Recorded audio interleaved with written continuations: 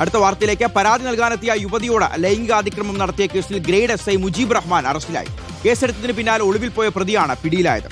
ലഹരിക്കേസിൽ കുടുക്കുമെന്ന് പറഞ്ഞ കൈക്കൂലി ആവശ്യപ്പെട്ടു എന്നുള്ള ഡോക്ടറുടെ പരാതി ഇയാൾക്കെതിരെ കേസെടുത്തിരുന്നു. ഷബാസ് അഹമ്മദാണ് വിവരങ്ങൾ നൽകാൻ ചേരുന്നത്. ഷബാസ്, അപ്പോൾ ഒരു കാര്യം ഉറപ്പിക്കാം, പോലീസ് സേനയ്ക്കാകെ നാണക്കേടുണ്ടാക്കുന്ന സേനയ്ക്കുള്ളിലെ ഒരു സ്ഥിരം ക്രിമിനൽ പ്രവൃത്തി ചെയ്യുന്ന ഒരു പ്രശ്നക്കാരനായ ഒരു ഉദ്യോഗസ്ഥനായിരുന്നു ഇയാൾ. ഇയാളുടെ ഒരു രീതി എന്ന് പറയുന്നത് ലഹരിക്കേസിൽ കുടുക്കുക, അത് കാണിച്ചുകൊണ്ട് ലൈംഗിക ചൂഷണം നടത്താൻ ശ്രമിക്കുക, സാമ്പത്തിക ചൂഷണം നടത്താൻ ശ്രമിക്കുക, അങ്ങനെയല്ലേ? എളമക്കര സ്റ്റേഷനിലെ ഗ്രേഡ് SI ആയിരുന്ന മുജീബ് റഹ്മാൻ രണ്ടാമത്തെ പരാതിയിലാണ് കുടുങ്ങുന്നത്. രണ്ടാമത്തെ FIR ഇട്ടതിന് പിന്നാലെ ഇയാൾ ഒളിവിൽ പോയിരുന്നു. പിന്നീട് ഇന്ന് രാവിലെയാണ് പോലീസ് ഇയാളെ കസ്റ്റഡിയിലെടുക്കുന്നത്. കൊല്ലം സ്വദേശിയായ യുവതിയാണ് മുജീബ് റഹ്മാനെതിരെ ആദ്യ പരാതി ഉന്നയിക്കുന്നത്.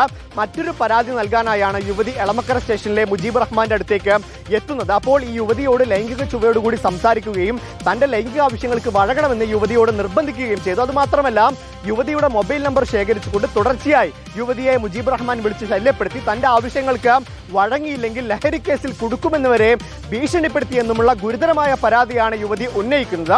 രണ്ടാമത്തെ പരാതി വന്നത് പത്തനംതിട്ട സ്വദേശിയായ ഒരു ഡോക്ടറിൽ നിന്നാണ്. മറ്റൊരു ലഹരി കേസിൽ പിടിച്ച പ്രതിയുടെ മൊബൈലിൽ നിന്നാണ് ഈ ഡോക്ടറുടെ മൊബൈൽ നമ്പർ ഈ മുജീബ് റഹ്മാന് ലഭിക്കുന്നത്. പിന്നീട് പലതവണ ഇയാൾ ഈ ഡോക്ടറെ വിളിച്ചുകൊണ്ട് പണം ആവശ്യപ്പെട്ടു. 1.5 ലക്ഷം രൂപയായിരുന്നു ഡോക്ടറോട് മുജീബ് റഹ്മാൻ ആവശ്യപ്പെട്ടത്.